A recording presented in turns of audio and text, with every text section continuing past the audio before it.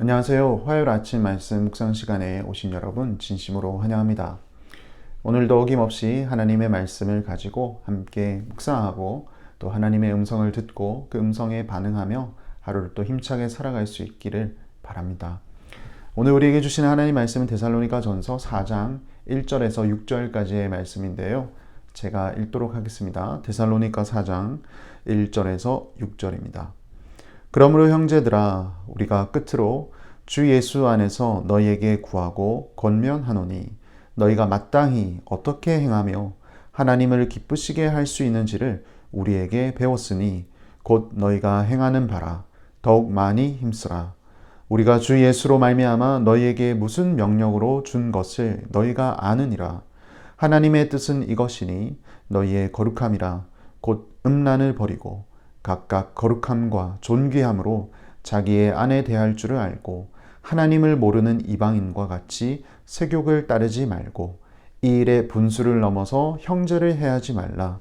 이는 우리가 너희에게 미리 말하고 증언한 것과 같이 이 모든 일에 주께서 신원하여 주심이라. 아멘. 데살로니가 3장 끝에서 사도 바울은 자신이 데살로니가 교회 성도들을 향해서 어떻게 기도하고 있는지를 알려주었습니다. 사도 바울이 데살로니가로 갈 수 있는 길이 열릴 수 있도록 하나님께 간절히 기도했고 또 데살로니가 교회 성도들이 피차간 그리스도의 사랑으로 서로 사랑하며 섬길 수 있도록 그리고 주님의 재림을 다시 기대하며 열심을 다해 살아갈 수 있도록 사도 바울은 그렇게 기도하였습니다. 그리고 나서 데살로니가전서 4장에 들어와서는 사도 바울이 보다 더 실질적인 신앙적인 권면을 하고 있는데요. 그 권면의 내용은 이렇습니다. 오늘 1절 그러므로 형제들아 우리가 끝으로 주 예수 안에서 너희에게 구하고 권면하노니 너희가 마땅히 어떻게 행하며 하나님을 기쁘시게 할 수 있는지를 우리에게 배웠으니 곧 너희가 행하는 바라 더욱 많이 힘쓰라. 비록 지금 당장에 데살로니가로 갈 수는 없었지만 사도 바울은 자신이 다시 오기까지 자신들에게 배운 대로 행하라 라고 이야기를 하고 있습니다. 사도 바울이 데살로니가 교회의 성도들에게 무엇을 가르쳤나요? 오늘 1절 보시면 너희가 마땅히 어떻게 행하며 하나님을 기쁘시게 할 수 있는지에 대해서 배웠다라고 이야기를 합니다. 하나님을 어떻게 기쁘게 해야 할지에 대해서 우리가 알려주었으니 그대로 행하라. 그렇다면 마땅히 하나님을 기쁘시게 하는 삶은 무엇입니까? 그 내용이 오늘 2절 이하의 내용인데요. 먼저 2절에서 3절 보시면 우리가 주 예수로 말미암아 너희에게 무슨 명령으로 준 것을 너희가 아느니라. 하나님의 뜻은 이것이니 너희의 거룩함이라. 곧 음란을 버리고. 사도 바울이 2차 전도 여행 때 다녀간 곳은 빌립보, 그리고 데살로니가, 그리고 아덴을 거쳐 지금 고린도로 추정하고 있습니다. 이 모든 지역은 당시 고대 그리스 지역이죠. 고대 그리스 지역에는 찬란한 문화가 있었습니다.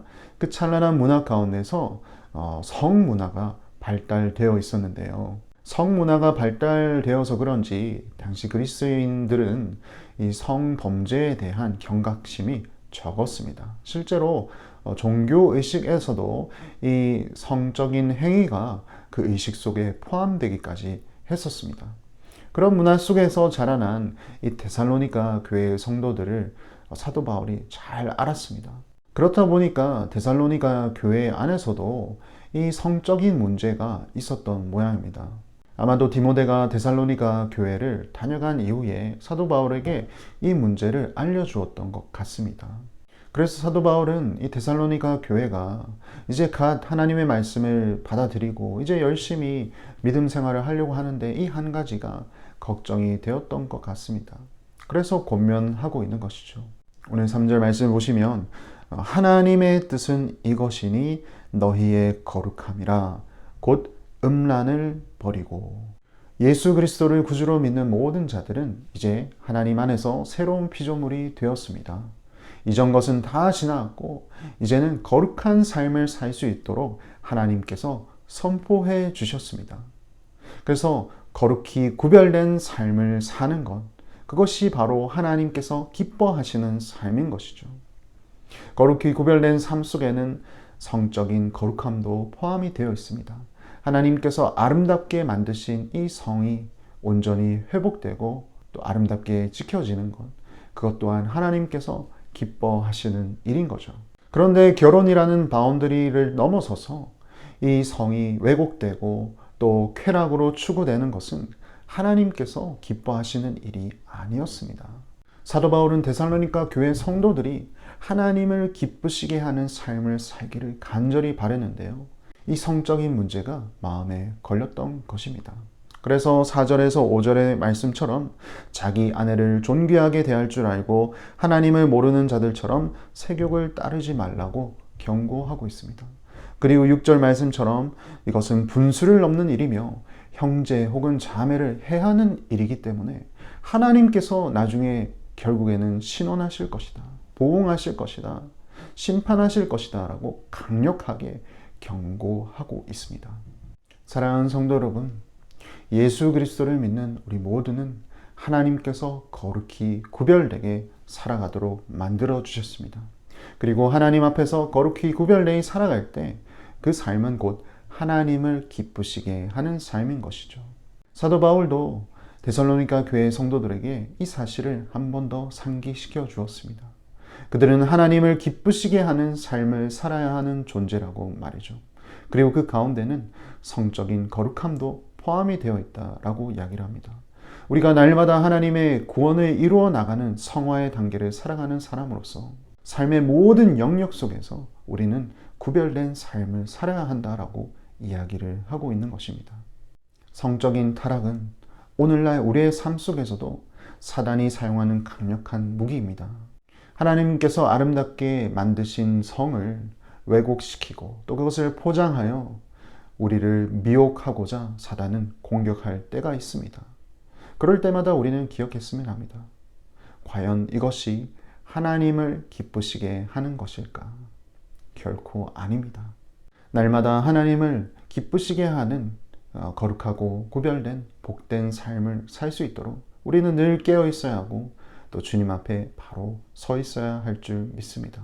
오늘 하루도 하나님 앞에서 거룩히 구별된 삶을 살아드리며 온전히 하나님을 기쁘시게 하며 예배하는 삶을 살아갈 수 있기를 간절히 바랍니다. 기도하겠습니다. 하나님 아버지 감사합니다. 사도 바울은 데살로니가 교회가 온전히 하나님을 기쁘시게 하는 자들이 되기를 간구하며 그들이 거룩히 구별된 삶을 살기를 권면하였습니다. 특히나 하나님께서 아름답게 만드신 성을 왜곡시키는 이 음란함과 성적인 타락에 대해 강하게 경계하였습니다. 왜냐하면 그것은 곧 형제 자매를 해하는 행위이며 하나님께서 미워하시는 것이기 때문입니다. 하나님, 오늘날 우리가 살아가는 이 시대는 사도 바울이 살았던 시대보다 더욱 음란하며 성적인 타락이 깊숙이 우리의 삶의 영역 가까이에 있습니다. 너무나도 쉽게 왜곡된 성에 노출된 우리의 삶을 주님께서 보호하여 주시고 주님의 자녀로서 거룩히 구별되어 살 수 있도록 각 가정마다 부부와 자녀들을 지켜주시고 늘 하나님 말씀의 가르침대로 우리를 바르게 인도하여 주시옵소서. 그래서 우리의 삶의 모습이 하나님을 늘 기쁘시게 해드리는 삶이 될 수 있도록 주님 인도하여 주시옵소서. 예수님 이름으로 기도합니다. 아멘.